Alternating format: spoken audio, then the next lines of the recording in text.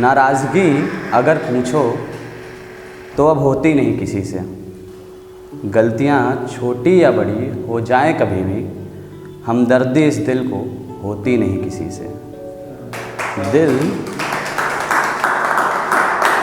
दिल ये मानो अब सुन्न सा पड़ गया है। दिल ये मानो अब सुन्न सा पड़ गया है। मोहब्बत तो होती है मगर रिश्ते की ख्वाहिश होती नहीं किसी से। नाराज़गी अगर पूछो तो होती नहीं। बादल बरसने लगे अचानक, बादल बरसने लगे अचानक, गगन भर गया क्या? मिजाज तो आपके भी बदल गए हैं, क्या हुआ मन भर गया क्या? और लगता नहीं आपका धड़कता है दिल पहले की तरह हमारे लिए। लगता नहीं आपका धड़कता है दिल पहले की तरह हमारे लिए। क्या हुआ दिल का सदन बदल गया क्या? बादल बरसने लगे अचानक, क्या हुआ मन भर गया क्या? तो मेन पोइट्री पे आते हैं। जैसे कि सबको पता होगा कि यहाँ पे इंटरकास्ट मैरिजेस के खिलाफ बहुत ज़्यादा क्योस चलता रहता है।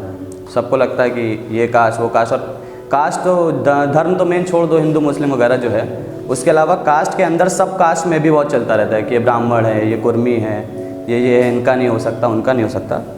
तो उस पर एक क्वेश्चन है सभी से, और उसी का आंसर है कि अगर ऐसा होता तो क्या होता, अगर ऐसा हो रहा है तो क्यों हो रहा है और कैसा होता। अगर सहमत हो तो तालियों से स्वागत कीजिएगा।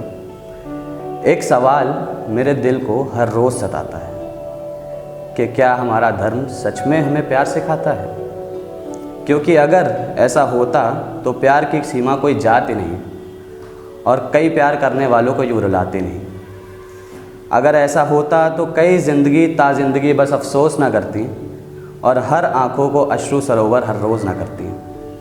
एक सवाल मेरे दिल को हर रोज़ सताता है कि क्या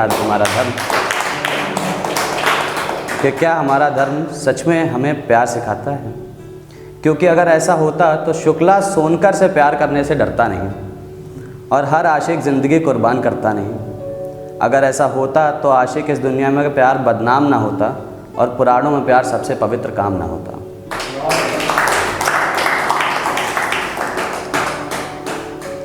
अब जब ये सब हो जाता है तो दो लोग अलग हो जाते हैं, एकदम इन सब चीज़ों की वजह से अलग हो जाते हैं और सोचते हैं कि करियर पे फोकस करें, आगे अगर सब सही रहा तो फिर मिलेंगे। तो इस पर एक लिखी थी, निकालता हूँ। रिश्ता ख़त्म हो गया है, अब इसका कुछ मतलब नहीं बनता। तो फिर ये चीज़ है कि रिश्ता ख़त्म होने का मतलब ये नहीं कि सब कुछ ख़त्म हो गया, सबसे मतलब ख़त्म हो गया, अब दोबारा देखना नहीं किसी को, ऐसा नहीं है। तो उस पर लिखा है कि क्या हुआ अगर रिश्ता ख़त्म, क्या हुआ अगर रिश्ता ख़त्म, मतलब नहीं कि इश्क दफ़न।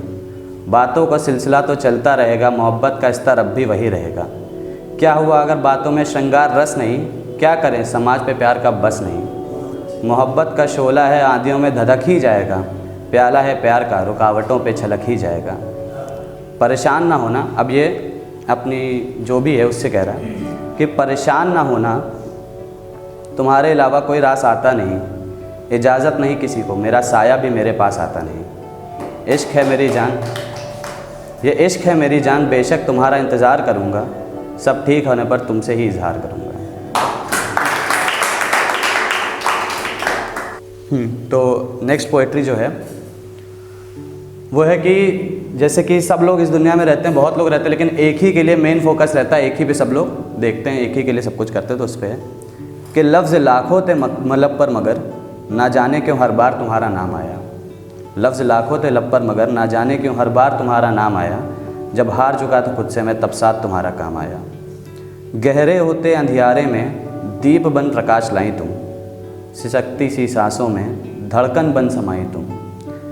खुद की तलाश में जब रास्ता कुछ गुमनाम आया, तब हार चुका था खुद से मैं तब साथ तुम्हारा काम आया। चेहरे पे मुस्कान थी मगर मन में कुछ मायूसी थी। चेहरे पे मुस्कान थी मगर मन में कुछ मायूसी थी।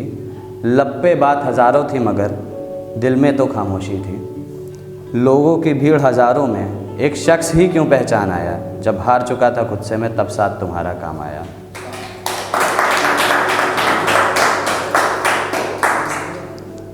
जब राहें रोकने लगी रास्तों को, जब मजबूरियां टोकने लगी खुद से किए वास्तों को, आगाज़ तो हज़ारों का साथ था मगर ना जाने क्यों तुम पे ही अंजाम आया। जब हार चुका था खुद से मैं तब साथ तुम्हारा काम आया। Thank you.